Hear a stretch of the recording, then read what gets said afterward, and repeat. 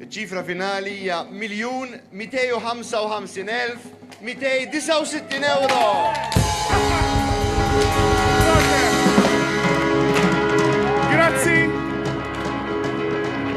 Grazzi lil-Maltin u l-Awċin kollha f'isem ir-residenti kollha tad-dar tal-Providenza ta' din is-somma sabiħa. Grazzi ħafna. Fil-festa ta' ġenerosità li saret bris id-dar tal-Providenza fl-ewwel ġurnata tas-sena inġabret is-somma rekord ta' aktar minn 1,255,000 euro.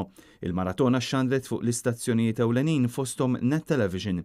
Is-sena li għaddiet fl-istess maratona kienet inġabret is-somma ta' 980,000 euro u din is-sena s-somma kisret kull rekord bris id-dar tal-Providenza. F'kumment fit-tmiem il-maratona, d-direttur tad-dar tal-Providenza Fader Martin Mikallef ringrazzja lil Maltin kollha għal din is-somma mill-isbaħ. Somma oħra rekord għad-dar tal-Providenza. Nirringrazzjakom mill-qalb. U jiena inwedkom illi din is-somma sabiħa se nkomplu nsarfuha fiktar ħidma biex il-persuni b'diżabilità li jieħdu s-servizzi tagħna ikollhom iktar kwalità ta' ħajja aħjar b'rispett sħiħ lejn id-dinjità u d-drittijiet tagħhom. Matul il-maratona saru diversi appelli waqt li jintwerew filmati bistejjer ta' residenti illi jgħixu f'din id-dar. Diversi gruppi, parroċċi u sansitra l-partiti politiċi żaru d-dar ta' Providenza u taw id-donazzjoni tagħhom. Id-dar ta' Providenza tieħu ħsieb aktar minn 100 resident bi bżonnijiet speċjali u għandha wkoll residenti f'diversi djar residenzjali madwar Malta.